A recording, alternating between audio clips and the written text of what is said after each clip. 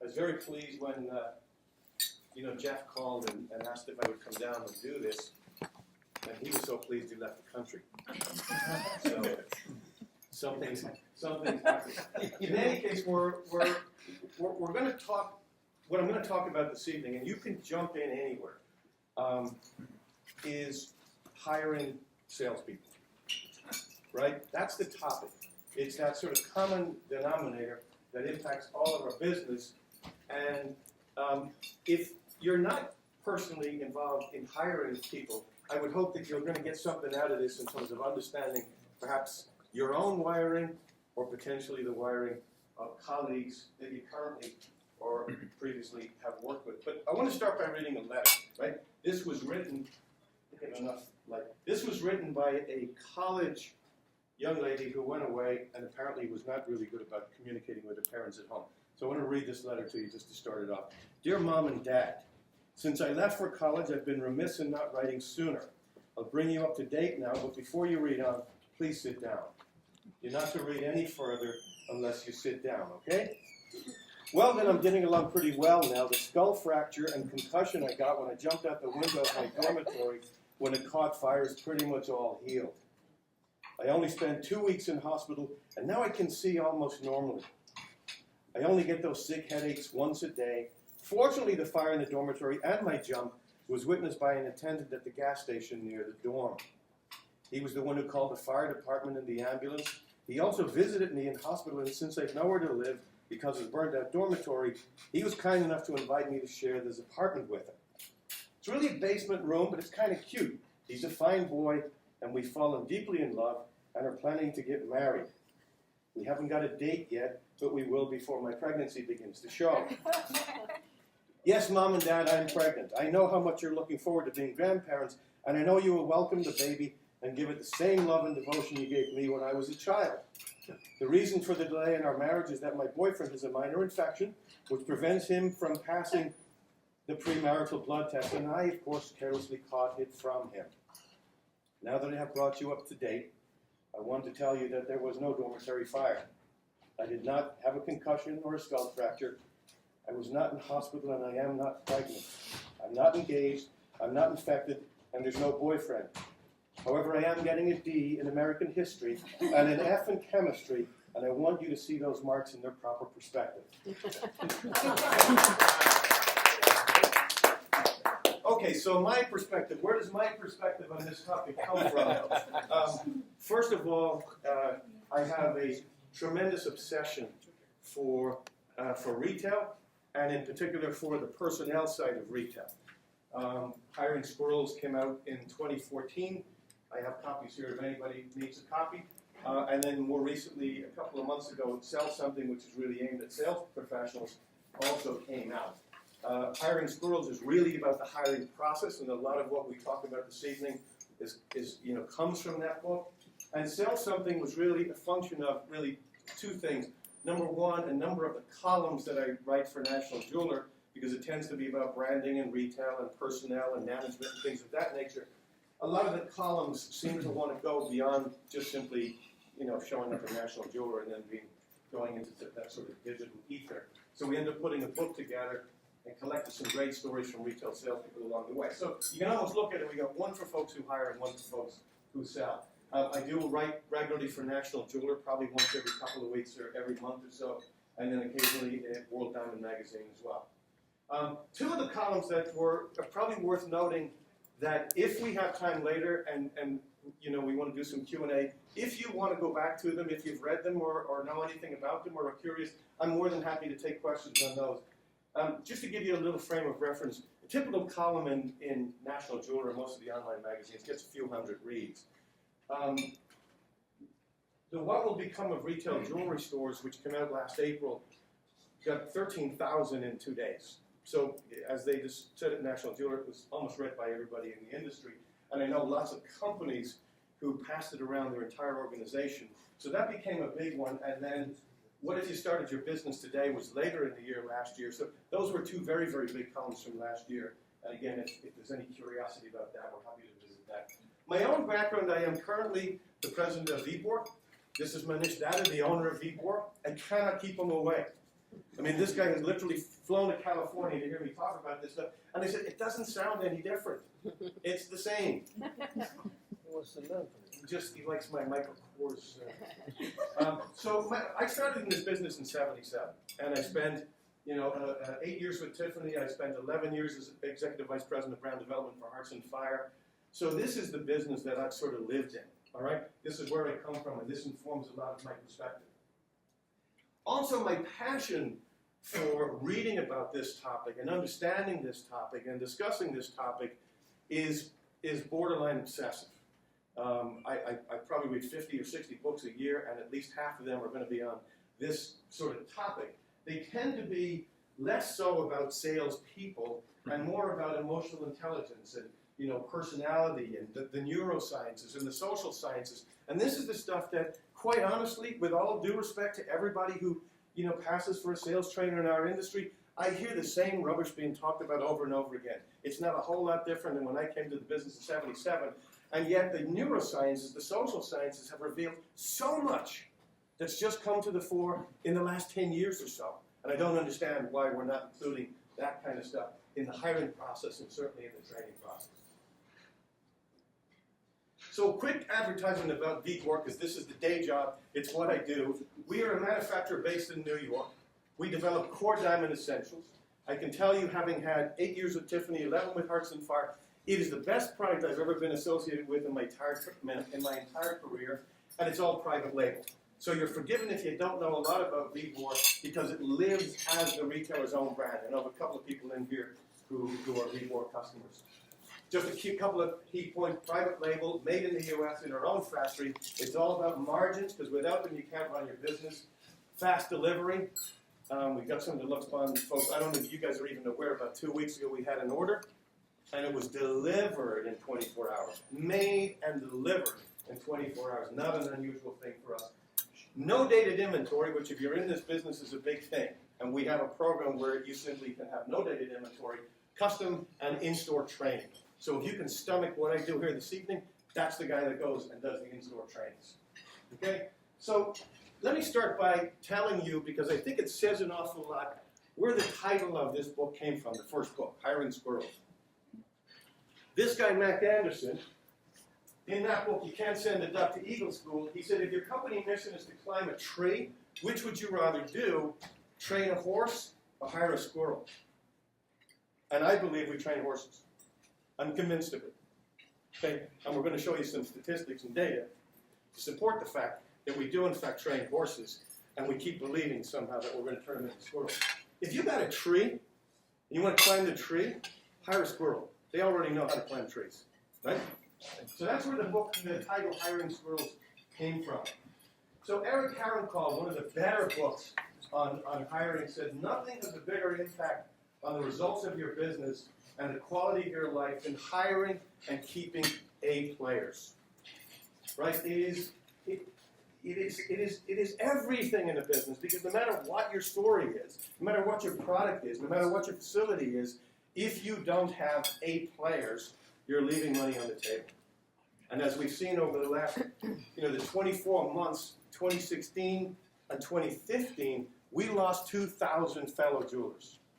2,000 in a 24-month period. So the idea that we can afford the luxury of not having A players, those days are gone. Those days are over. Now, specific to this presentation, I want to tell you that I'm going to define A players as someone with a strong motivation to influence and persuade in the sales process. Not somebody who shows up and does a good job. Not somebody who can talk about product till the cows come home. But somebody who has the inherent wiring to influence the sales process. Because if you don't have that, you are simply not a salesperson.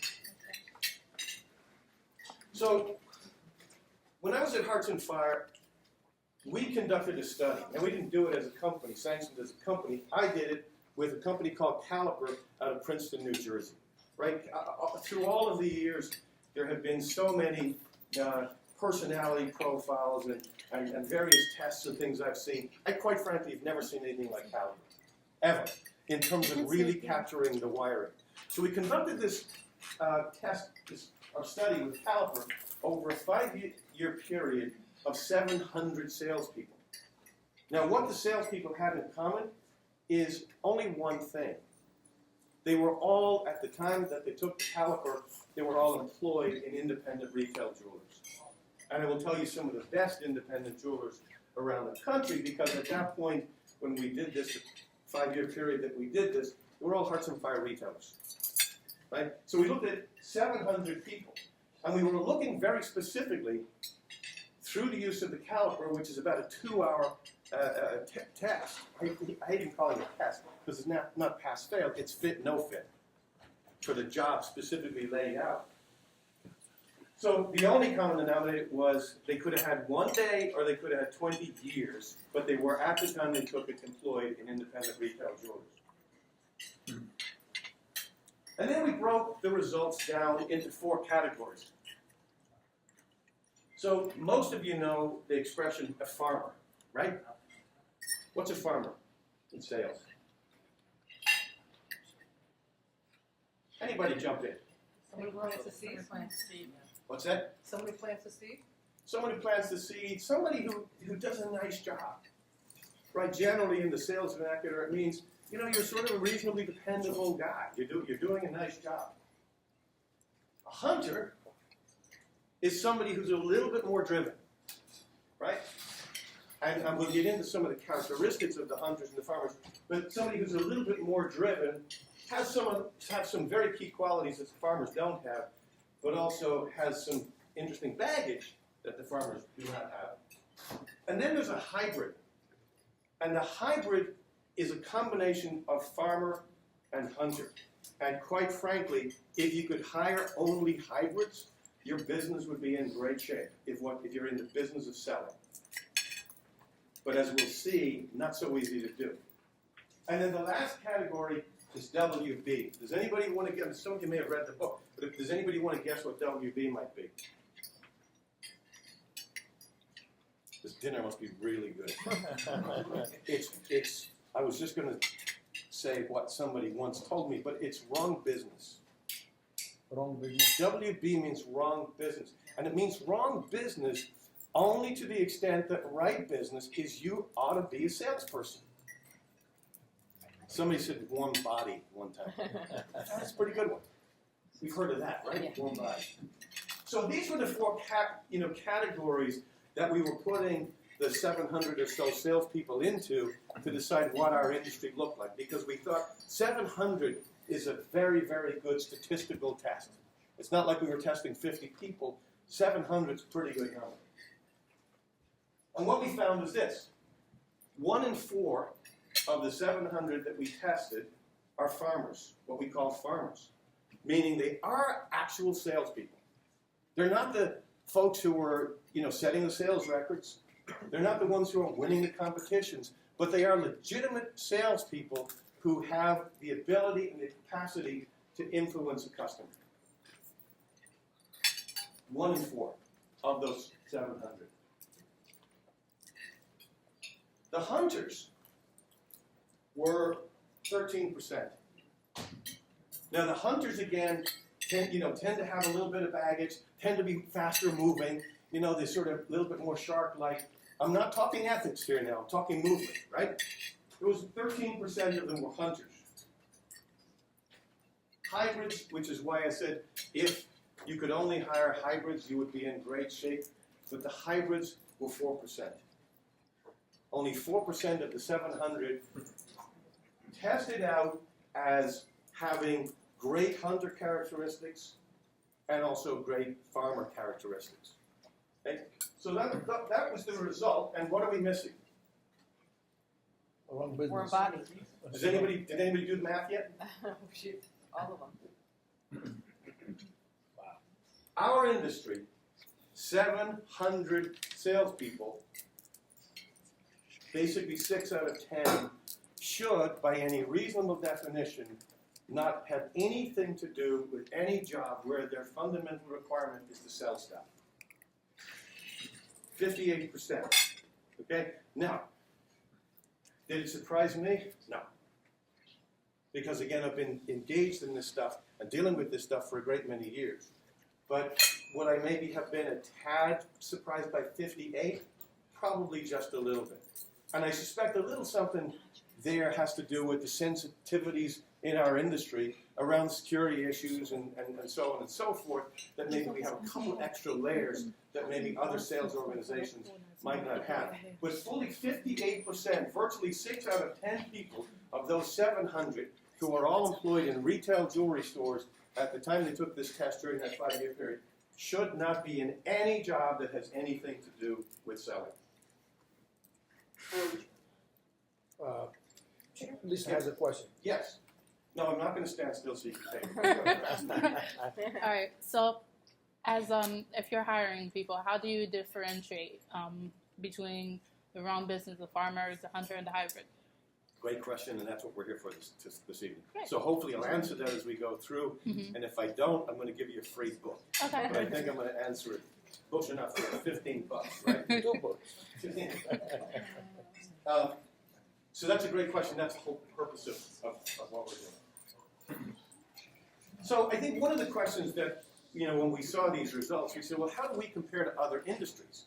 Are we worse than other industries? Are we in better shape than other industries? Is it an anomaly?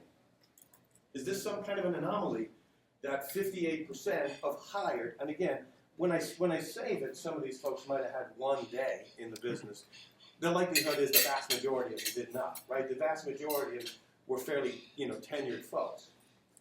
So how does our industry compare to others? Kroner and Abraham write in their book, Never Hire a Bad Salesperson Again, it's been estimated that up to 50% of people who are currently trying to make their living by selling are in the wrong line of work. They may be excellent communicators, gregarious and likable, but they do not have, nor will they ever have, the drive to provide a meaningful return on the huge investment you make in them. So they're saying about 50%, right? Again, not specific to the jewelry industry. Hire and develop your next top performer, written by the late Herb Greenberg and Patrick Sweeney, who were of the Caliber organization, said our studies show that 55% of all salespeople earning their living in sales should be doing something else for a living. Now again, important to understand what we're looking at. We're not saying these people are not nice people. We're not saying they're not pedigree people. We're not saying that they're not good communicators. We're not saying that they're not ethical and all of those other great qualities and attributes that, by the way, we would like to have.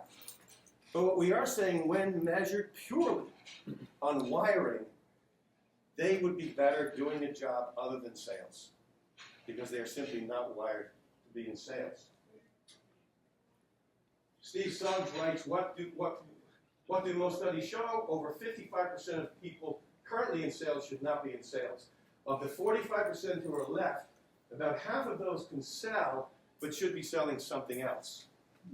So what they might mean by that is, if we accept that 45%, we're getting awfully close here, right? If 45% of them do actually have the wiring for sales, our statistics showed 42, some of them could be in and I, in the jewelry business, always liken it to the Caribbean, right? Which is an interesting model for our industry. And I've occasionally said to folks in retail, we could do with a little Caribbean-ness when it comes to selling. Because what happens in the Caribbean is this big white thing parks, spits out hundreds of people.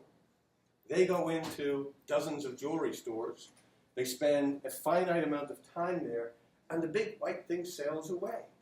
There's no comeback. There's no Saturday. There's no next week. And so if you've had any experience in the Caribbean, what you see is a level of assertiveness that is just fundamentally different than what we typically find in retail here in the U.S., because they know there's no tomorrow. And we could actually use a little bit of there's no tomorrow, because we become seduced by it. We become seduced by the notion that if I'm nice, if I give them great product information, of course they're going to come back and buy from me. When in actual fact we know they walk out that door, the odds are incrementally against them ever going through that door again. I would add to it, and I did write a column for somebody, it might have been Centurion or a couple of years ago, on if a guy in particular in our industry, unless he's working in the industry, walks into your store and walks out empty-handed, you have failed him. Because he didn't want any part of going in there to begin with, And as he's walking out that door, he's saying to himself, you just let me down. Because now I have to go and do what I didn't want to do in the first place, and I'm not coming back here to do it again because I'm kind of embarrassed. I got to go someplace else and hope somebody takes charge and gets this done. Yes, sir. That's a great, I understand what you're talking about, but isn't part of the success rate in the Caribbean the ancestral heritage, the education level of the store owners, the family that's usually involved in the store, have a lot to do to it compared to in America, where you have, unfortunately, a less motivated, not as well educated group of people looking for a job in an industry that I think is probably the most difficult industry in the world to make a dollar in. I would be inclined to say no, which doesn't mean that some of what you're saying has merit, but what I would base it on is a pretty comprehensive understanding of the Caribbean during my 11 years where that was one of the territories that I managed. And here's why I would say no.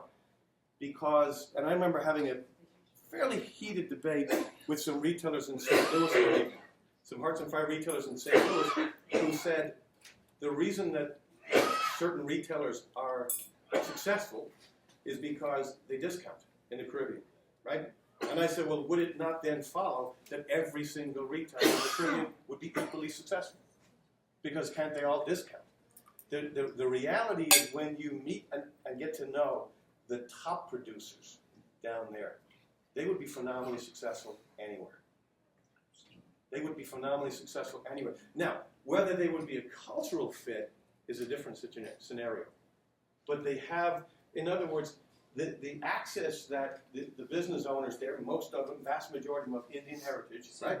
The vast majority of the pool they have, they're getting the best of that pool, and if they don't succeed, they're weeded out very, very quickly. So you're left with really, really exceptional people. Are you okay? I've never lost anybody in a presentation Yes, yet. but I think that Cindy community throughout the country, throughout the island, is just spectacular by population sales. They are just unbelievable retailers. They don't stop. You can go to Texas, you can go to the Jersey Shore, you can go to Florida, you can go to the Carolinas. That community is just targeted in to success. So maybe that's one of the places you want to go hire from. Yes, I would. Levin and Rossi, I think, said it best. A handful of these slides are going to have a lot of text, and I apologize for that, but I want to get this stuff out, right? Everyone would like to have a selection system with perfect validity. You can think of perfect validity as a coefficient of 1, meaning that everyone the system predicts will be great will in fact be great, right? That's perfect validity. Everybody I hire is going to be a success. In reality, research shows that the best selection systems have validates of no greater than 0.40 to 0.50. And that some commonly used systems have validates of about 0.20. This means that a substantial portion of the candidates will turn out to be poor performers.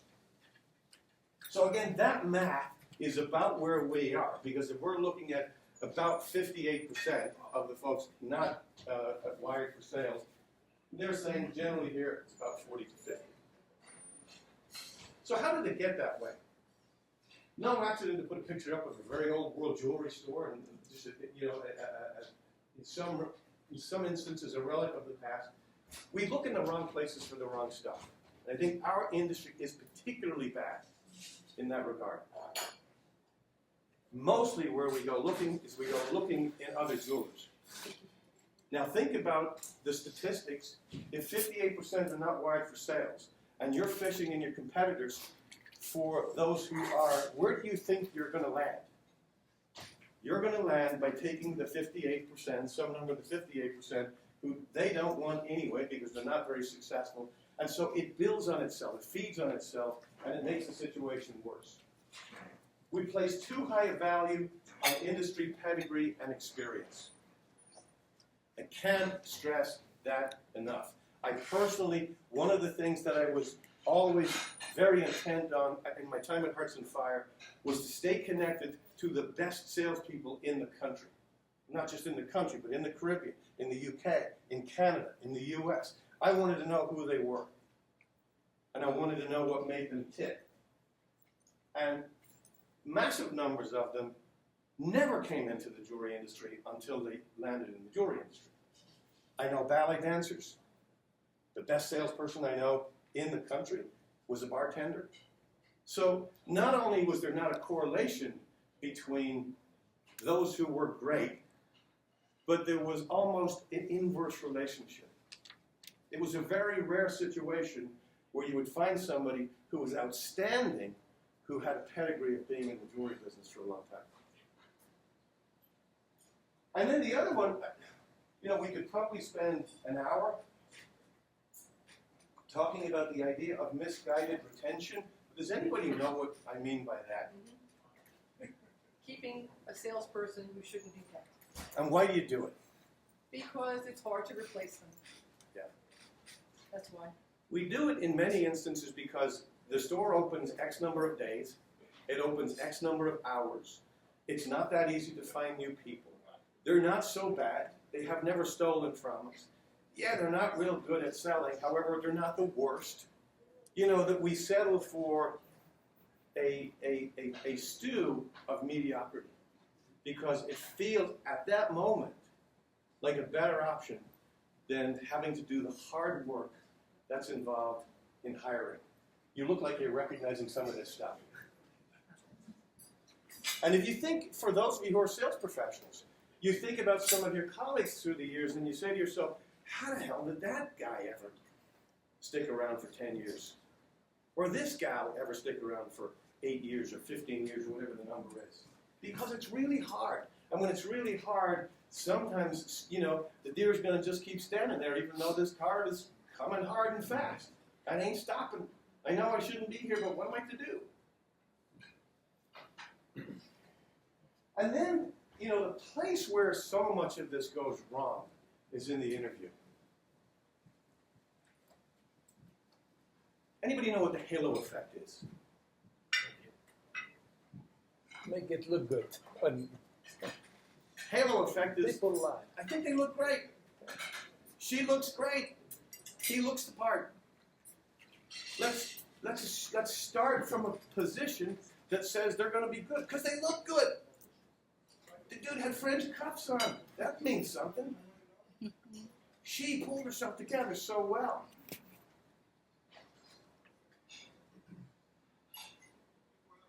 Not that far from here, there's a little school called Princeton. And there's a guy who teaches there called Alexander Todorov.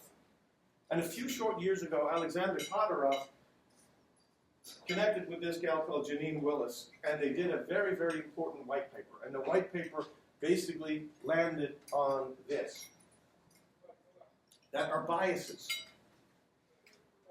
When we meet somebody,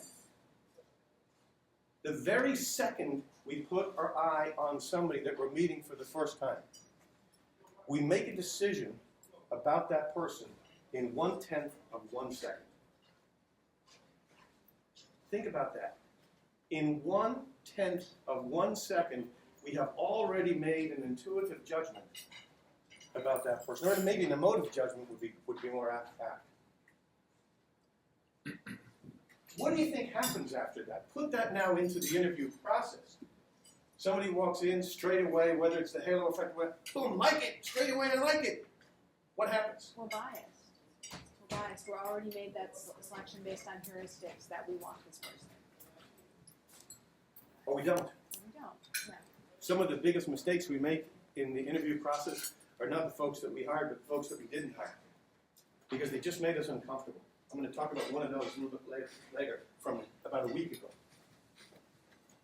So we bring that bias into it. If we immediately are drawn to like him or her, we set off down this merry path where our ego takes over and we hear only those things that confirm our bias. So if we like the person, we hear everything that's positive. And if we didn't like the person, we hear everything that underscores our bias. And we say, ha, see, my instincts. Have you ever heard that before? Does that ever, I got a gut feel for this stuff. No, you don't. Because if you did, we wouldn't have 58% of the salespeople in our industry in the wrong job. There's a column I have coming out in National Jeweler soon about just that. I'll give you the quick headlines on it, where I actually credit a retailer. He called me up on a Sunday. This was about 3 weeks ago. He called me up on a Sunday and he said, Peter, I woke up this morning and my gut told me not to do it. And I said, congratulations, Kevin. You sure? You feel that way? I said, congratulations, Kevin. Why did I say congratulations, Kevin? Because his gut came after an extensive process. He had interviewed this person extensively. I was on vacation with my wife in California, and we all went to lunch with her. And then again, they took her out to dinner, and then he woke up and said, my gut says no. Well, it wasn't really the gut. It was the process that he had engaged in that led him to a place that said, this doesn't feel right. And in that instance, I congratulated him for listening to his gut. But where do we typically listen to our gut? The beginning of the process, before it even starts. Even if we have a process. Most people don't even have a process. Let's sit down and have a chat with them, see how it goes, hope for the best. And if you bring that bias in, like them, don't like them, you tend to follow that. That's not a process. The absolute non-negotiables. There's a great many, many things that we would love to have in sales professionals. But there are 3 things that you simply cannot and should not make a hire if they do not possess them. And one is drive, one is empathy, and one is resilience. I'm not putting them in an order per se because it doesn't really matter, because if you're absent one of them, you should not be in sales. Drive, empathy, and resilience. Drive, right? They're motivated. And by the way, this could be somebody, I think sometimes when we think about drive, we think about somebody who's in sports, somebody who's a bit more sort of outgoing, somebody who is an extrovert, somebody who is competitive. That could all be true. But it's those characteristics do not always make for actual drive. But they're willing to do whatever it takes to succeed. It could be somebody that comes across. There's a new term which I don't talk about here, but I'll just mention it very quickly, and that is ambivert. Has anybody heard of the term ambivert? Susan Cain writes about it. Daniel Pink writes about it. What that means is it's not so much extroverted or introverted. It's a combination of the two, because bringing that combination is what makes for great salespeople. Because there are occasions when you want to step in and be assertive, and there are occasions when you want to step back and just shut up and listen. And so the new term that's been coined is ambivert. But they love to compete both with themselves and with others. I know so many great salespeople in our industry, and if they are head and shoulders above anybody else in the store, they're competing against their own performance. Last year I did such and such. I'm going to do this now. Last month I did this, a crappy month. Here's what I'm going to do now. Or if they're one of two, they're watching each other, and they're firmly committed to the idea that they ought to be successful. And this is really important. They're optimistic and certain of their ability to win. They know they're not going to win every time, but they're optimists. I have yet in my life to meet a successful pessimist in sales. Because if you believe you're not going to be successful, it's really easy to be right. So they are optimists. They believe in it. Crowder and Abraham write, drive is the common denominator found in nearly all high-performing achievers in any competitive field. In fact, drive is so important and so powerful that it often pushes less talented individuals beyond competitors who may have been born with higher skills but who lack the desire to succeed. Second one is empathy. Yes, the desire to listen is paramount.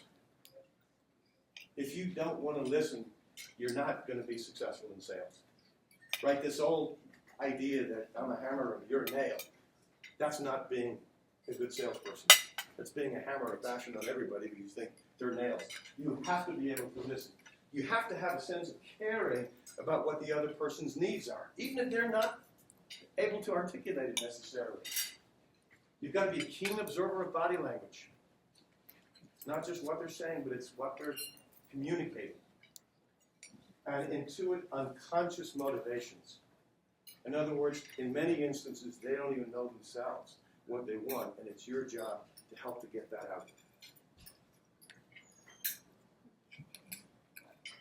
There's a story in Sell Something. I collected stories from salespeople, and most of them in our industry, but not all. And there was one story that I got it, and it just blew me away. And I think it was a fantastic example of empathy. Gal in Tennessee used to work for jewelers in the Detroit area, and I know her for many years. And she's now in Tennessee, and very, very, very successful. She had a customer walk in one day, and as she describes it in the story, was having a real difficult time connecting with him. She said, I tried everything. I tried all my lines and, complimenting this and complimenting that, and I just simply couldn't make any inroads. But she was unbelievably attentive to his body language, and she could tell that there was something going on because she was very, very keenly watching exactly what was going on with the physicality of this.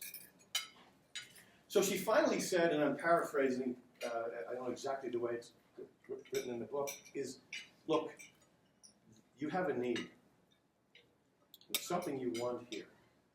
Why don't we figure that out together? And she invited the guy to sit down, and he sat down. He had just come from Jamaica. He and his wife went there to celebrate their anniversary. And while he was in Jamaica, his house burned down. He had a friend watch the house.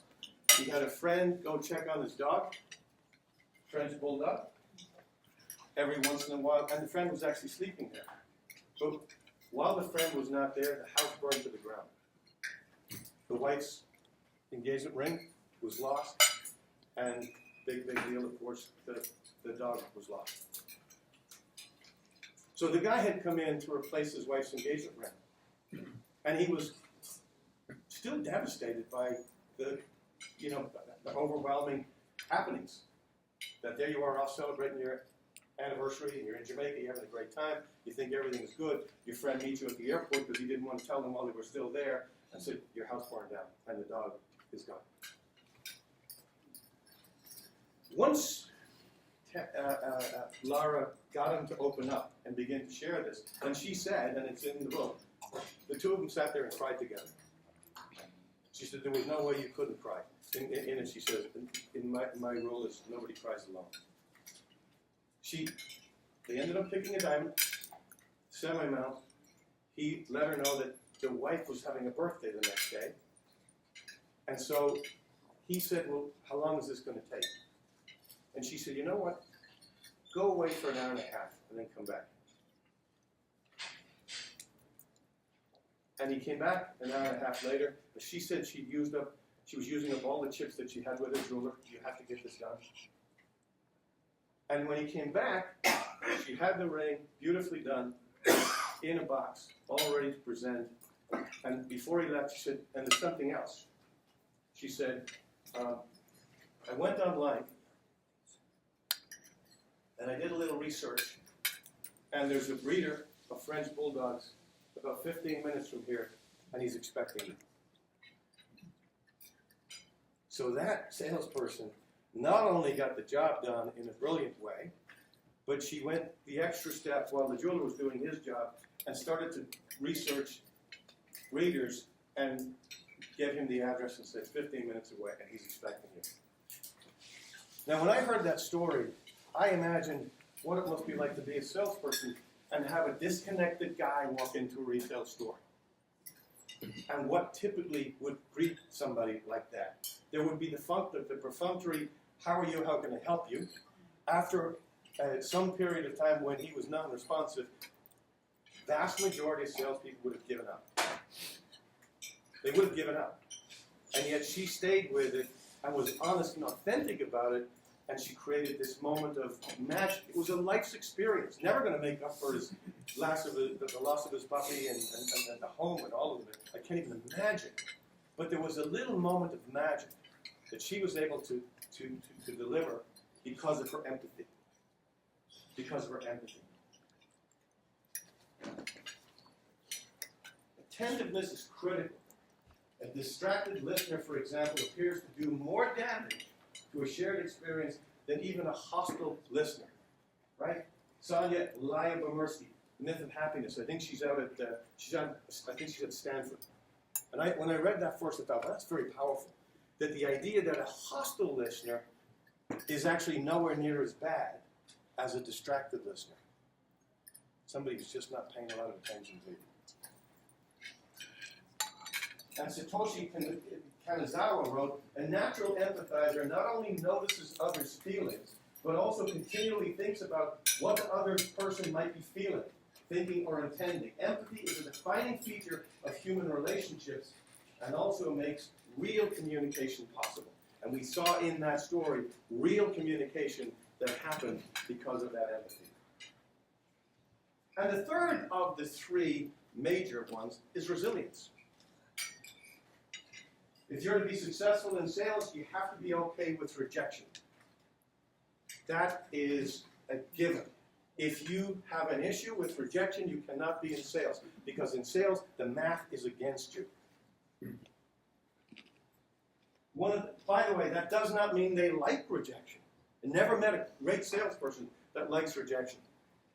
But they don't see it as a rejection of them personally.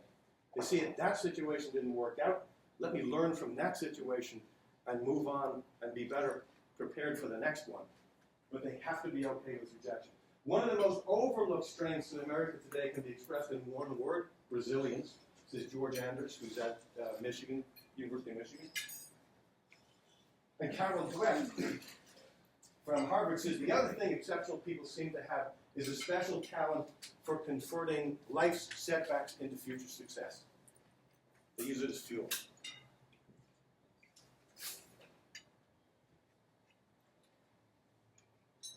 In the early 90s, I fired a guy at Tiffany. I fired a lot of people over the years. You're in business, you're going to do it. But this one had a terrible impact on me for years. I tried everything I could get to save this guy. He had so many good qualities, maturity, pedigree. He was a key holder. This was in the Houston store. He was good when we hired new salespeople. There was so many good qualities that this guy had. And he and I used to occasionally play golf together.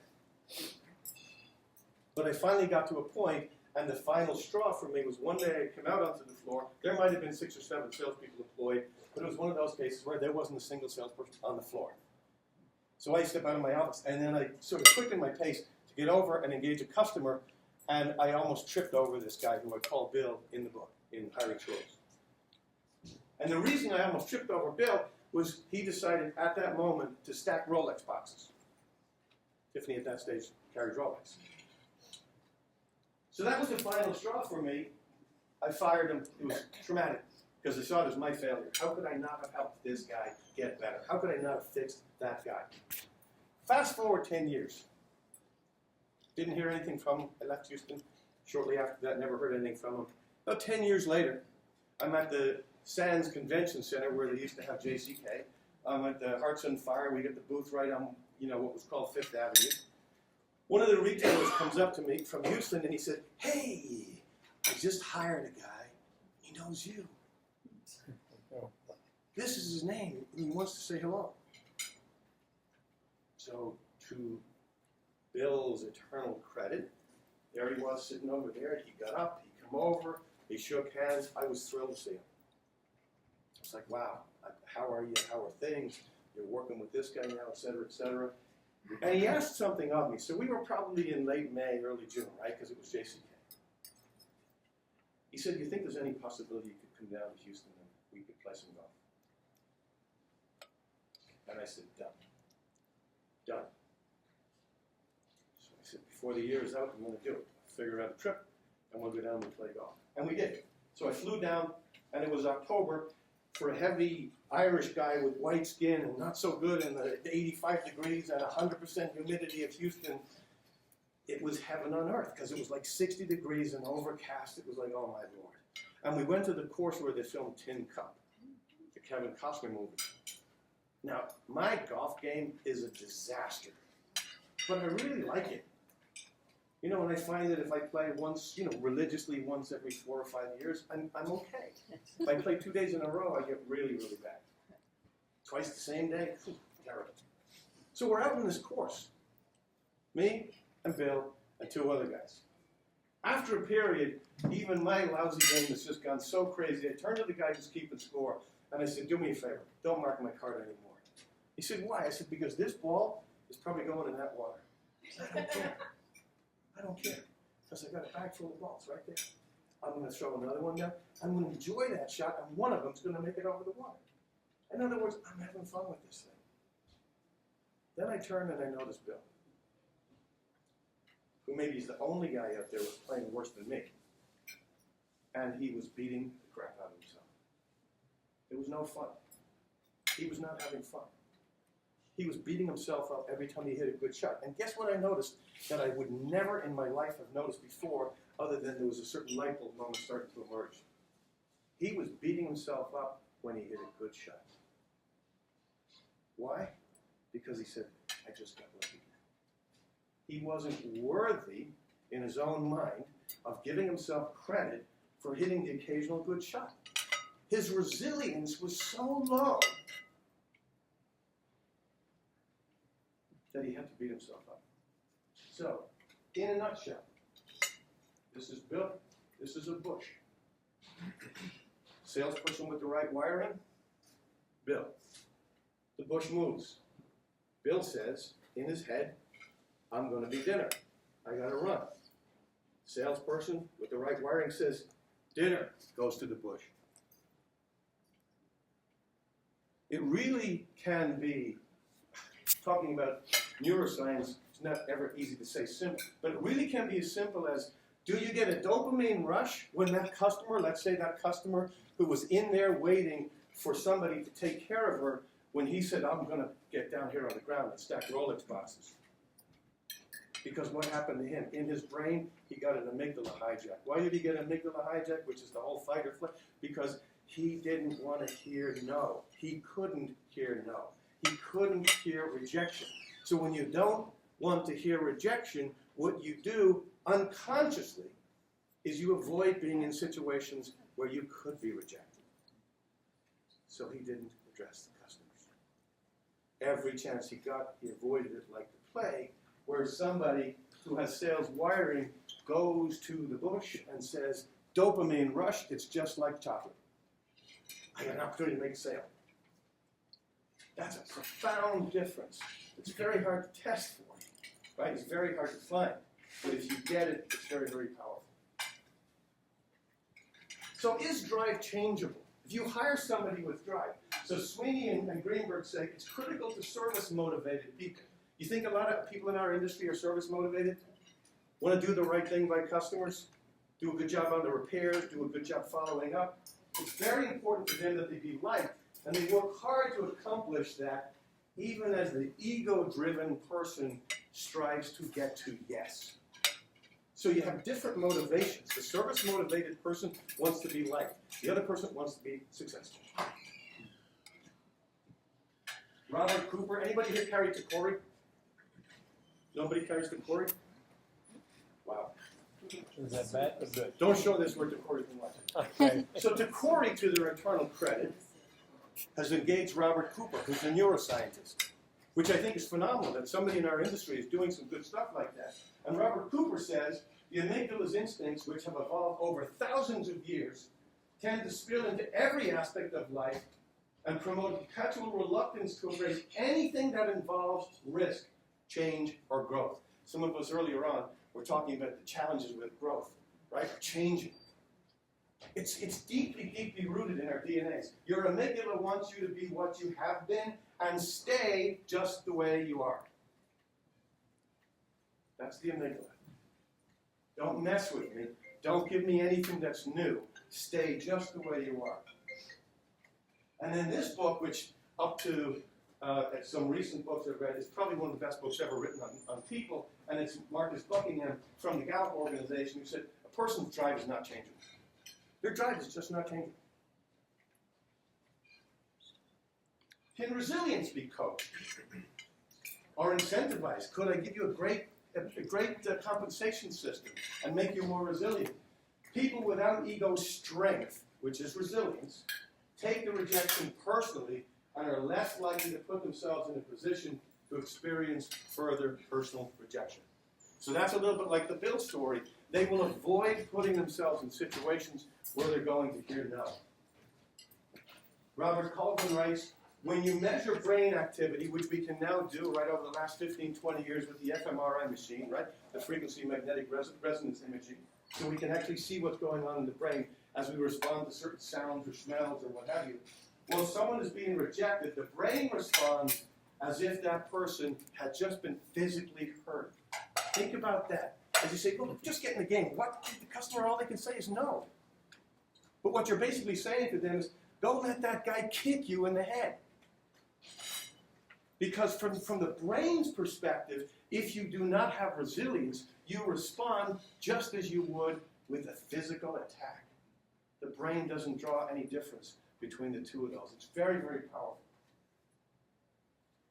And Roosevelt Moskanda from Harvard, right, psychologists use the term defensive pessimism to describe the way some people set low expectations to cope with anxiety and risky situations. This set of people is not trying to make excuses or deny responsibility.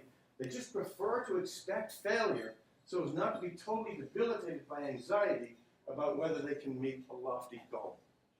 You're setting that goal, I'm not going to do it, and if I just get myself comfortable with the idea that I'm not going to do it, it's better for my mental health.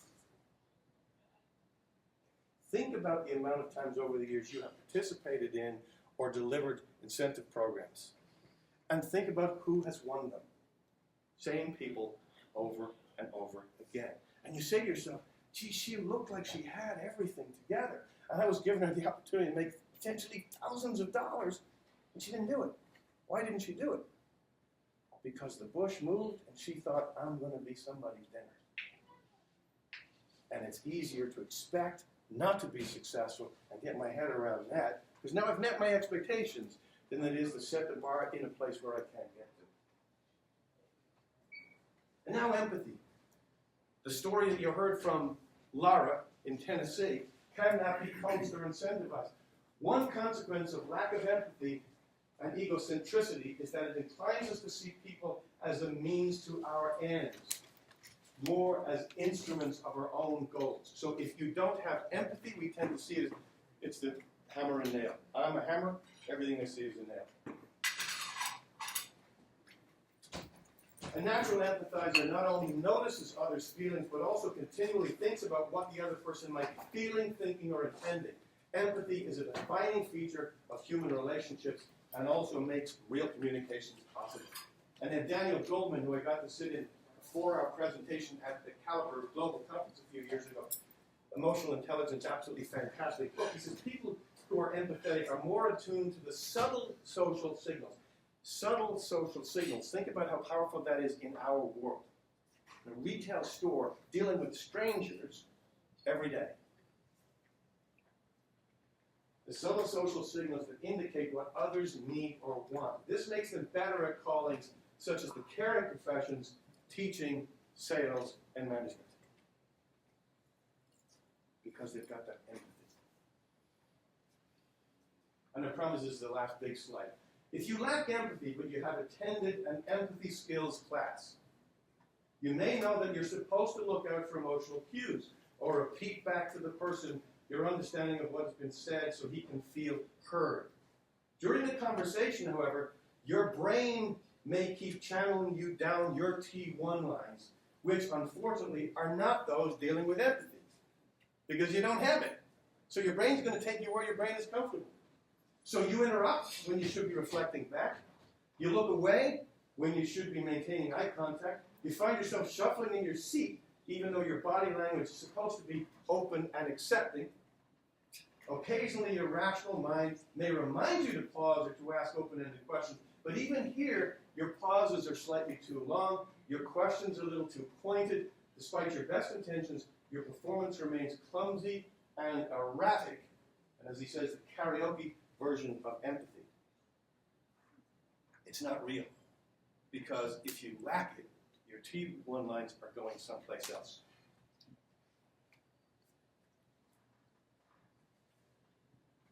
This is one of my favorite lines, and I use it all the time. If you train a salesperson, you'll have a well-trained salesperson.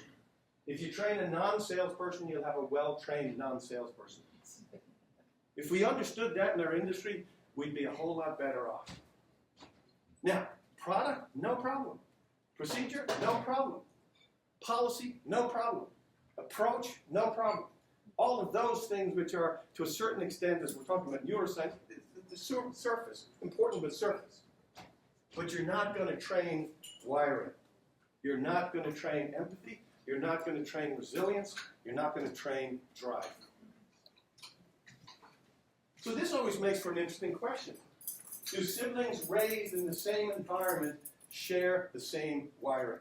So about a year and a half ago, I was doing a keynote for a leading jewelers guild in Palm Springs. And there's about 100 people in the room.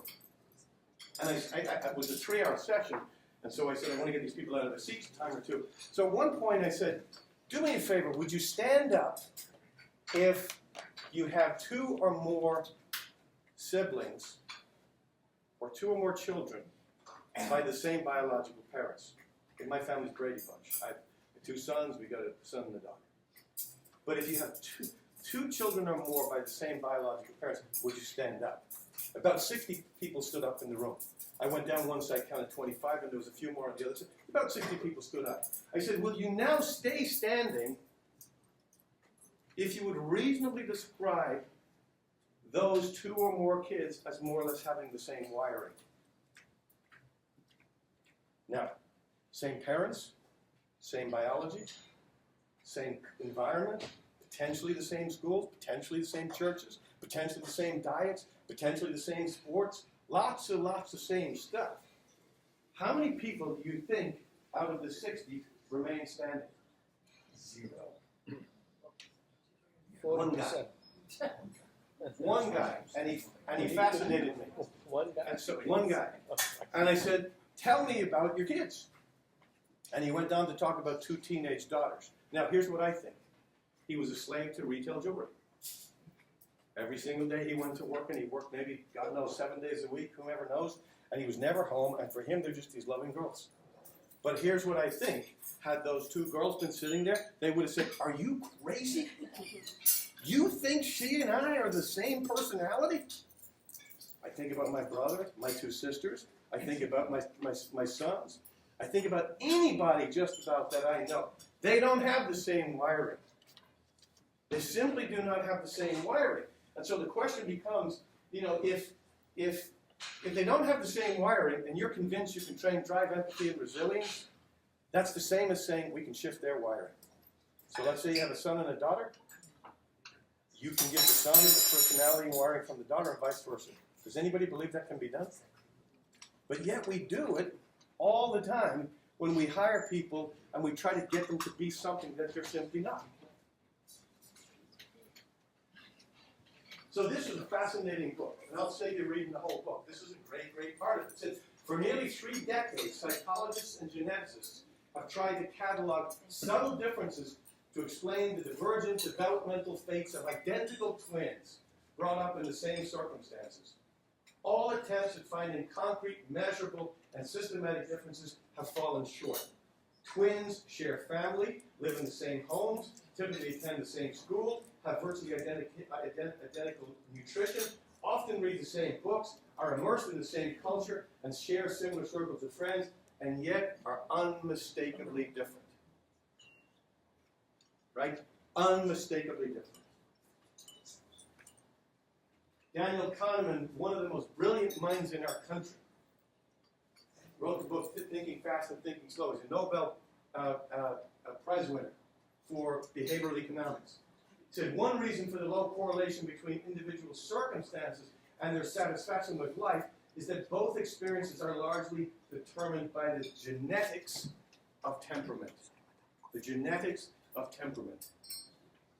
Family environments are less important than was previously thought. One family can produce an aggressive child and a timid child, a sociable child and a shy child, or a bright child and a dull one. The reason is that siblings differ from one another genetically, and these genes influence their behavioral traits. And if we understand that, we begin to understand this uphill task that we give ourselves in trying to hire people with wiring that they do not possess. Susan Cain writes, our inborn temperament influences us regardless of the life we lead. A sizable part of who we are is ordained by our genes, by our brains, by our nervous systems. So how do we fix it? Right? That's the key question. First of all, you buy the book and then you're done. There you go. Because that's the easy part. I will tell you that it drives me out of my mind when I've met people who not only read the book, Hiring Squirrels I'm talking about here, but maybe even reviewed it, and then don't use it. Are you nuts? Are you completely crazy? So, how do we fix it? One, we hire the wiring. And we'll get to how you do that. We accept experience only as a byproduct of wiring. In other words, if you have no wiring, any amount of experience is irrelevant. If you have the right wiring and you have experience, super. But hiring the experience and not the wiring, that's the 58%. We cast a different recruitment net. So we changed the way we've been recruiting. We get a structured, disciplined interview process. One of the hardest things for retailers to do is have a structured, disciplined interview process, and yet it makes hundreds of thousands of dollars of difference in your business, and that's just 1 year. You mitigate your damaging filters, your desire to immediately make a decision about somebody and chase that instinct. You mitigate that by having structure and discipline. And you embrace unconventional candidates. So the interview. And again, if any of you have the book, you know this, you can look at it. If you don't, you want to get it, you can get it. But it's dedicated time and space. You've got to care enough about this process to have dedicated time and space, and ideally 2 interviewers. Number 2 is you have to have prepared questions in advance. I interviewed somebody, I'm going to tell you about them in a little bit, for one of our retailers a couple of weeks ago, and I spent probably 2 hours on my Sunday preparing to interview one of his candidates because we happened to be launching them with people. He said, is there any way I can get you to interview a candidate while you're here? And I said, set up the whole day if you want, because I knew I was driving to my next destination, and I had time to do it.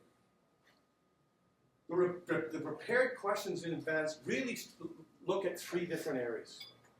One is resume, one is culture, and the other is wiring. Now, we don't need to go into the wiring because we know what wiring we're looking for, and that's in the questions that we lay out. But let me speak to culture for just a second. You can get somebody with the best wiring in the entire town, but if they don't work in your culture, it's not going to work. So understanding your own culture, what you will or will not tolerate, the kind of person, if you can, honestly, that you are, whether it's you're easy to work for, difficult to work for, somewhere in between, if you have cultural norms that can be at odds with somebody's inherent wiring, it doesn't matter how good they are. The culture is going to spit it out. And then the resume, of course, you look at the resume for different stuff. Listen more than you talk. This interview that I had a couple of weeks ago, the wife of the owner sat in, and she said, oh my God. I mean, the interview went on for about an hour, and she said, Peter hardly did any talking. I asked specific questions, and then I let the candidate reveal who they were. So you've got to do more listening than talking, and that's very easy to do when you have done your homework in advance and you have the right questions to ask. And don't fear the baggage. And I will tell you, if you don't want to manage baggage, get out of sales. Get out of sales. I have not one single example of all of the years that I've been in business where star performers don't have some baggage. Because in their world, they work for themselves. You just happen to provide a platform for it. But they work for themselves. They don't want you to call them first thing in the morning and say, you fired up? You ready? they come in fired up and ready. You didn't do that. Your job is to stay the hell out of the way and let them do what they do well, and every once in a while, a little kick in the ass helps. Can't do that. It's not good enough. You manage the baggage. But if you want easy people to manage, easy people to work with, they're out there in vastly huge numbers. But they're not salespeople. So the kinds of questions that we talk about, in the book I split them up into two groups. I split the first group, which is deliberately done, is for somebody with no sales experience. Because I think that's where most of our great candidates are coming from. And the second group, I say, look, if they have experience, here's some questions you might want. But a question like, what do you think you would most enjoy about sales? What do we not want to hear there? Money. What's that? Money. I don't know that I don't want to hear that. What do you think you'd most enjoy about sales? Let me tell you what we... Yes, sir. Success. Success. You don't want to hear it? Yeah. What do we want to hear? That's one of them, for sure. Success. What do you most... I want to be successful. Failure is no, Yeah. failure is not something they know about. They don't know about it. If you're dealing with somebody with the wiring, even if they have no sales experience. So, what would set a red flag off for you? Blaming other people. What's that? Blaming other people for lack of success. Well, I'm talking about the interview process, and you're asking these questions. So, what I don't want to hear here is, I love people. You do? That's great. You have some at home? I love product. Spend all this time with product. What you want to hear is some version of what Mike, right? Of what Mike said. I want to be successful. I want to be in the game. If you look at my resume, I was a rower. If you look at my resume, I was a soccer player. If you look at my resume, I headed the debate team. That there's examples there, even if they have no sales experience, of that competitive nature. In other words, describe an idea of yours that was, so question one, we're getting at drive, right? I want to ask you. Question two, describe an idea of yours that was rejected and tell me how you felt about that. Yes. I have a question. Yes. Because we've interviewed a lot of people, and we've run into people who we thought were really, we'd like to hire, but they had high expectations right off the bat coming in. Yeah. And we were like, well, you know, you're going to have to prove that to us, and that's why I said money. Yeah. And right, and you know, I'd like them to come in and say to us, you know, I'll prove that to you, but they were like, no, I need this to come in, so. So what I would say to you is, let's come up with an imaginary number just for simple math. Let's say they said, I need 100 grand. If I can't make 100 grand in here, I don't want to work here. And you're like, well, if I really get down to it, if you're really successful, yeah, you can make 100 grand. So, if you have reason to believe that they possibly could, it isn't going to cost you 100 grand. It's going to cost you 4 weeks. Because in 4 weeks, you're already going to know. I'm not saying they're going to be on pace to deliver $1 million in 4 weeks, but you're going to know, oh my God, I don't have to wind up that key in the morning. She comes in and she's ready. Do you have old customer lists I can go after? She has opportunities to engage with customers. She's following up. She's making phone calls. She's sending emails. She's getting the text. She's gathering the data. You will know so fast, it will make your head spin. And if you're still wondering after a month or 6 weeks or 8 weeks, the answer is probably that she didn't warrant it, and you were right to be somewhat skeptical. So there's no easy answer to your question, but what I would say is it's never what you think it is, because if she warrants it, you're happy to pay it, whatever it happens to be. And if she doesn't, you find out very, very quickly. I hear people say, give him 6 months, give him 8 months. No! I know day one. I know whether that person has sales wiring day one. I go do these V4 launches, and I'll have conversations with the owners afterwards, and I'll say, you don't have anybody in your team who can sell. What? Because what happens is, when you do the launch, and I get into some pretty interesting stuff when I'm doing a launch, it's not like, here's who V4 is, here's what we do. I'm helping them sell. We're talking about priming, and we're talking about paradox of choice, contrast principles, really, really good stuff. When they are good salespeople, when it's over, they're hey, you were talking about such and such. Where can I buy the book? Where can I do this? Good salespeople are hungry. And when they just sort of, they may or may not have notes in front of them, and then when it's over, they close it, and then, that was interesting. Those are not salespeople. Give you one quick contrast. When we used to do Hearts on Fire University, and I used to do different classes, right? I'd be standing on the stage, the doors would open, boom, people come charging in. I used to at first be freaked out by the idea that the very best salespeople in the country went to the front row. I'm like, what am I going to teach them? These are the people that run rings around me. What am I going to teach them?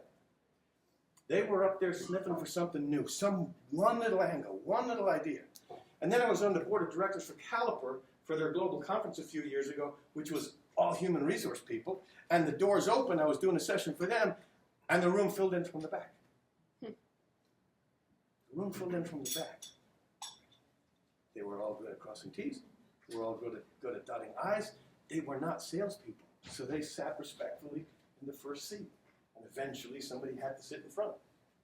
That was the equivalent of the bush. Am I going to be dinner or get dinner? So my take is, again, you know it so fast that you're not out whatever that amount of money is. If you're saying, we'll do it for 90 days. If we believe strongly, we'll say yes for 90 days. Now, you may or may not tell the candidate that, and just ethically, I wouldn't have them leave a job on a situation where they might be out the door in 90 days. But if it's a situation that you can do that, then do it. Number two, what are we looking for there? I have heard in interviews, describe an idea of yours that was rejected and tell me how you felt about that. And they go, well, I was in such and such a job and this happened. And how'd you feel? I was devastated. Oh man, I couldn't sleep for days. Is that somebody with resilience? Is that somebody who's going to deal with a rejection rate of potentially 7 out of 10 every single day? Probably not. So in the interview process, I lay out some questions designed, we're just giving you a sample here, to get at resilience and to get at drive. When you're shopping, what kind of salesperson impresses you? What I don't want to hear, Mike, is what? I don't want somebody coming on to me and being assertive. Oh, no. Just leave me alone. Let me do my thing. Respect my space. Really? So you want to be the kind of salesperson, you're going to wait to be called in to engage a customer. And sometimes it's easier for them to answer that than to say, what kind of salesperson would you be? I'd know my product, I'd be nice to people, come on. I want a salesperson who knows I'm there for a reason. I'll get to you, but knows I'm there for a reason and will engage me right away, because I'm going to waste my time. And by the way, we're living in a world that increasingly more is about respecting time. It's not just millennials, we hear it. All of us. Our expectations have been rewired, and now we want to get in, we want to get out. And if we're sticking around, it's because we choose to stick around, not because you lacked efficiency. Like A top-notch salesperson will look at the person when they come to the store and try to understand them from the moment they walk through that door to figure how they're going to come up to them and address them.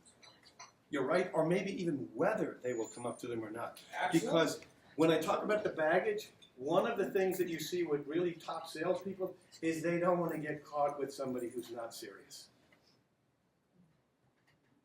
I'll let that for one of the weaker people over here. I'll wait till a real customer comes in. They'll profile. But it's how they stand, how they walk, how they look at the jewelry. These are the things that make a difference. You have to So what are they doing? They're watching the body language. Right. They're watching their body language, right? Again, it's this whole idea, one of the things I talk about when we do our launch trainings is paradox of choice. Paradox of choice is the more you show, the less people see, right? The more you show, the less able they are to make a decision. So if I've got, which I typically do with a customer, and I'm saying, hey, what do you think about this? And then the foot is heading off to the right, gone. They're looking past it into the case, gone. I didn't do my job. On a scale of 1 to 10, how competitive are you? Now this is a brilliant question because no answer is the wrong answer. If they honestly say 2 or 3, do you want them in sales? If they say, as I heard last week, or week before from this one candidate, I'd say I'm an 8. Great, talk to me about it. Tell me why you think you're an 8. Suggest a certain humility, like I think I'm pretty good, but I'm not as good as maybe I want to be. But if they say, 2 or 3, competition is not for me. Well, that's salespeople. That's the world of sales. So 2 very quick things here, because they happened recently. So JA, I had a conversation at JA with Michelle Graff for a couple of hours last July on the column The Future of Retail, and she was interviewing me on that. And before it, the owner of this store, Jewelry by Designs, came up and she said, I just want to tell you, I read the book and I hired somebody based on the book, on the questions in the book. And I would never have hired her. Never. And she used that exact quote. She had tattoos and stuff. And she talked about how she'd been dressed. You were with me in that. Talked about how she'd been dressed. And she said, but as I asked the questions from the book, because obviously I've had people say, why don't you share the question? Well, first of all, buy the book, you cheap bastard. And secondly, if I give you the questions and you don't know what you're looking for and the answers, what's the point? They're just random, irrelevant questions. But I love that she had tattoos and stuff. She hired this girl she never would have hired, and she had emerged within an incredibly short period to be her second top salesperson. 2 weeks ago, I did this interview for this guy, Kane & Kane, who we were launching with Vibor in Wisconsin. And I stuck around, I interviewed a couple of people. And what I learned about this girl, one of the girls I was interviewing, was that she had interviewed just in February. So we're talking, it was in April. I'm not even going back as far as March. And so I said to her, weren't you here in April? And she said, yeah, get this, she interviewed for a Pandora job. I said, why'd you come back? And she said, first of all, I want to work here. Secondly, I thought to myself, what's the worst that can happen? All you can say is no. And third, she said, I didn't know how close I got to the last job. I could have been the second choice, which meant I was close. Powerful stuff. Now, as I went through the interview with her, what I learned is she's working in an institute for mentally challenged adults and had been there for over 2 years. And as part of her job, she had gotten punched in the face. She'd gotten choked. And every day she got up and she went back to that job. So you think that gal's got some resilience? You think she's got some drive? You think she's got some empathy? I got a call a couple of days later. I went off to Chicago. We were launching some stores in Chicago, and I said, how did it go? And he said, oh my God, this is the owner of the business. I have never been so charged by offering somebody a job at their reaction. It just gave him a new lease on life, that he had such a great reaction. This gal was deemed not worthy of a Pandora job just a month or two before. Lastly, I'll leave you with this. Mark Twain used to tell a story about this guy that would traverse the world looking for a great general. And he would go high and he would go low and he would cross the oceans and mountains and he was looking for this great general. And one day a guy said to him, the guy you're looking for, I know who it is. He died. He went to heaven. So this guy went up to heaven, approached the pearly gates, admitted in. St. Peter walked in with him, and he said, that's the guy. He said, that's the guy. That's my shoe repair guy. He said, yeah, but if he'd been given the chance, he would have been the greatest general who ever lived. Questions?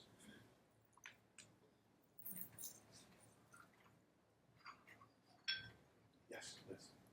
Okay, I just want to go over a couple things because the last story about Kate and Kane, she had everything. Yes. Did she have the wiring? You cannot teach wiring to somebody. 100%. Yeah, so That's what we you interviewed can't for. train wiring. It's got to be in you. That's what we interviewed for, was the wiring, because to a large extent, look, if you have the wiring, but you're a thief, done. If you have the wiring, but you have no emotional filter, and you're going to start blasting customers out of it using some choice language, done. If you have the wiring, but you are somebody who needs to have some freedom, and you're in an environment where it's very regimented, that's not going to be a good fit. So the culture does matter, right? That stuff really, really does matter. But what I was looking to do with that gal was really understand, is the drive there? Is the resilience there? And is there empathy there? And then absent that, are there any danger signs that I ought to be watching for? And there were none. Absolutely none. But you cannot, I believe, I'm not saying you cannot teach someone to be a salesperson. No. No. I can teach somebody To sell. about product. Yes. I can teach them about Train. process. Train. You cannot Yeah, train so for instance, to be if a I say to salesperson. somebody, so here's one of the things we talk about, paradox of choice and contrast principle, right? Paradox of choice says less is more. And our industry, we need to wake up to that because we're so packed with more and most of it is crap. And if we had less, and then create these great retail environments, all of a sudden we're at a different level of relevance. And then contrast principle says, let's say a customer walks in, they say, I want to spend $5,000. So what I teach them is, when you have done your due diligence, when you have done your, is it Jim Douglas calls it, forget what the exact term he uses for it, but when you've gone through your process and you've uncovered what the motivations are and what we need, sort of like that girl in Tennessee, then what you're putting in front of that customer are 3 things. Not 4, not 6, not 10, but 3. And if that customer said to you, I'm thinking I'm going to spend about 5, I want one of those things to be 5, one to be 7.5, and one to be 10. And guess where the customer goes disproportionate amount of the time? Right in the middle. What's that done to your business? 50% increase in your business. Now, you look at that every day, look at it every week, every month, every year. You fundamentally changed your business because of some sales practice. But if that person, Liz, that I'm teaching that to, doesn't have the motivation and the drive to be successful in sales, doesn't really care about influencing customers, they understand it cognitively, but it never gets there emotively, never gets there emotionally. So you can teach a lot, you cannot teach wiring. And you have to hire the wiring. And that's why the whole notion of, can you teach a horse to climb a tree, or should we go ahead and hire a squirrel? Hire the damn squirrel. And then let's talk about the tree we want, and let's figure out what we need you to do when we get up that tree. But you already know how to climb trees. But I can put the best training in the world on the horse. I'll never be anything other than a horse. What's the first question you ask in an interview?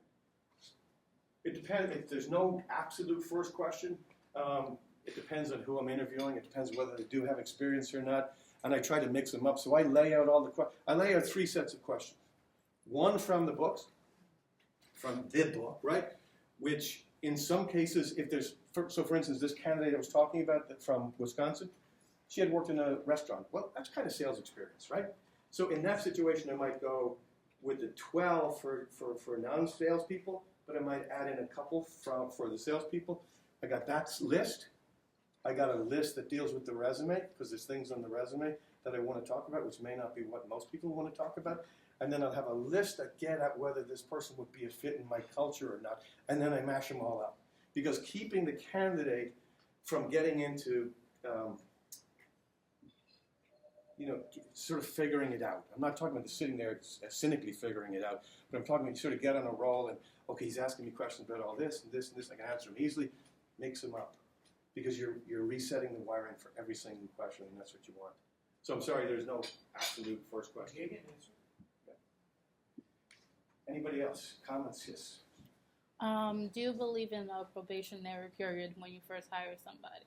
Because as for me, the way I see it is that we now have the layout of who to look for when you're hiring somebody. Yeah. But some of us, you've had years of experience in this, so for you it's easier to just kind of see, okay, this person has drive, this person has this. But like for those of us who don't, would you believe in a probationary period that we allow them to see if they have all those qualities that we're looking for? I think that the answer is yes and no. Okay. First of all, experience is no indicator that I'm going to be good at this. Sure. I like to think I am good at this, but I think I'm good at this because it's important enough for me to completely immerse myself in the whys and the whereas of this. And I do that because I love it, not because we actually do try to sell some stuff. We get a different day job.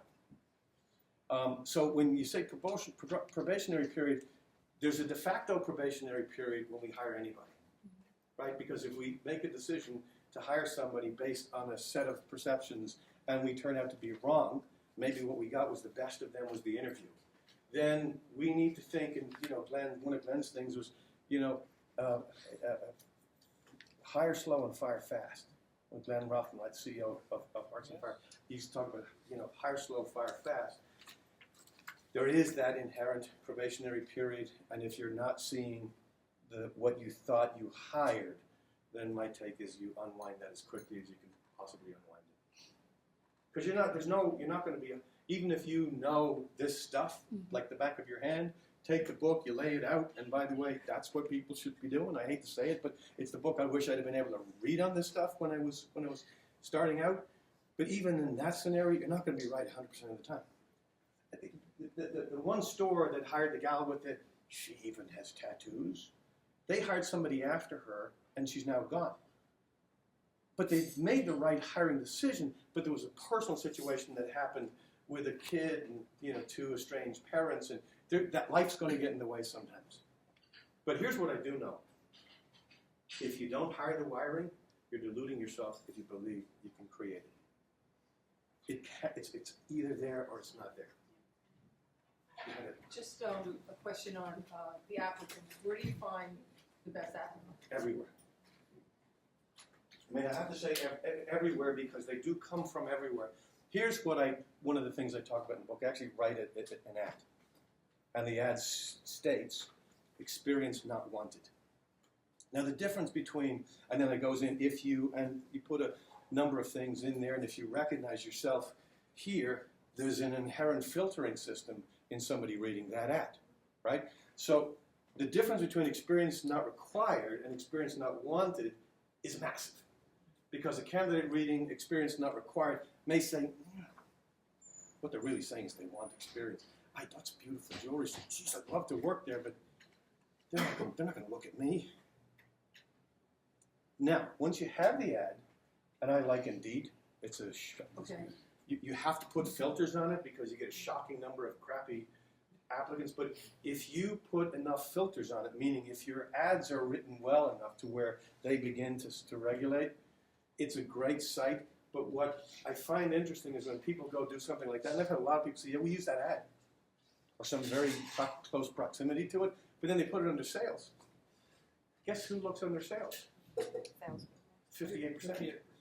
Right? But if you put it under event coordinators or pick a category. Probably not accountants, That's a good idea. probably not attorneys. You don't go on the categories because those who are drawn necessarily to the sciences of it tend disproportionately not to be wired for sales. What about social media?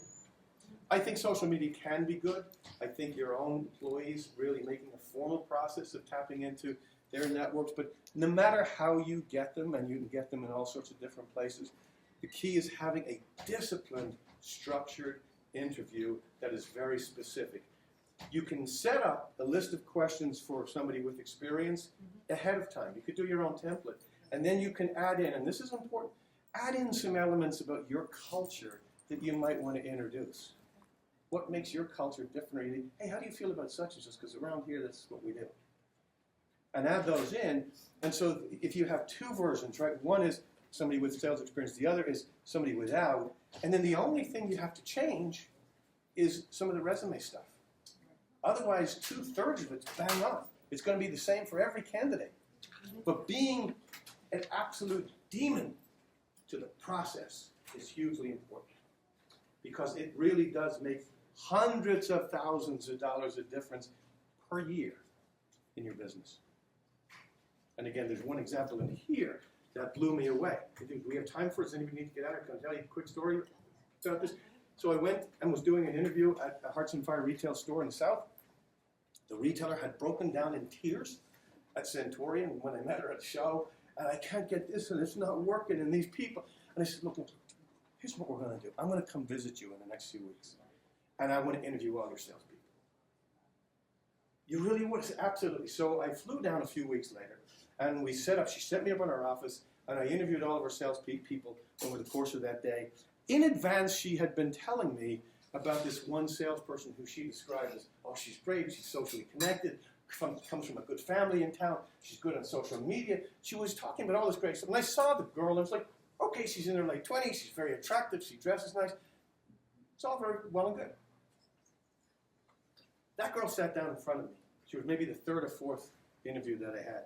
And one of the questions I asked is, in the fewest number of words, tell me what you think the primary function of a salesperson is. In the fewest number of words, tell me what you think the primary function of a salesperson is. And this girl started talking, the attractive one. She went on and on.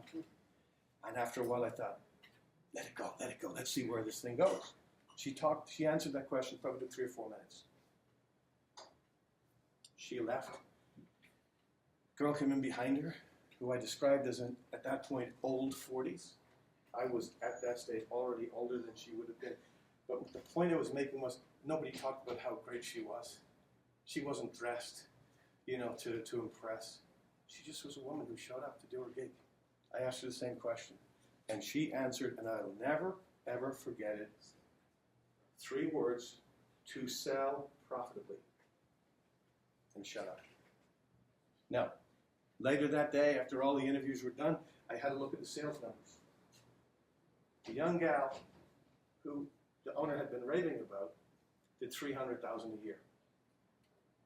The gal that she never said anything about did $1.1 million. Same owners, same marketing, same store, same product, presumably the same compensation system. Maybe there was a difference, clearly I would guess there was, in tenure, right? That the other person brought a lot more experience to it. With $800,000 difference between the two, how does that happen? It happens one transaction at a time, every single day. So first of all, that second gal, the 1.1 million, is going to close more sales. We all get that, right? She's going to have a higher average ticket. She's going to be better at cross-selling. She's going to be better at upselling. She's going to be much better at client development. So she's creating her own business while the other girl is talking about what was on TV last night, or she's checking her Facebook. And by the way, this is not an age thing. This is a wiring thing. So I'm thinking one store that, by the way, is not a $10 million store. There's the difference, what I call it in the book, the lost business model. That a decision that was made to hire that young person potentially and statistically had an $800,000 difference. So you could make an argument, you lost $800,000 by hiring that girl versus that girl. Now, it's not a reasonable place to go, but is 0? So what we know, as a matter of fact, is that the cost of that hire is somewhere statistically between 0 and $800,000. Now, you multiply that across the number of salespeople you may have in a given retail store, you're talking massive, massive, massive amounts of money. Lost, never comes back. Even cases where that young person says, I got a sale, great stuff, $1,500. Maybe the other guy would have had a $5,000 sale. That's how you get those massive differences. I can't, for independent retailers, I can't stress enough how getting that right can fundamentally. I mean, I know one business in New York State that was, the owners earned their retirement on the strength of a single hire. Because I was working with them, and they were like, we don't know if we're going to make it. This is going back 10 years ago. And on the strength of one hire, they got their retirement out of that business. One hire. Any other questions? Sorry? Thank you. Thank you. Thanks so much. Thank you. Thank you.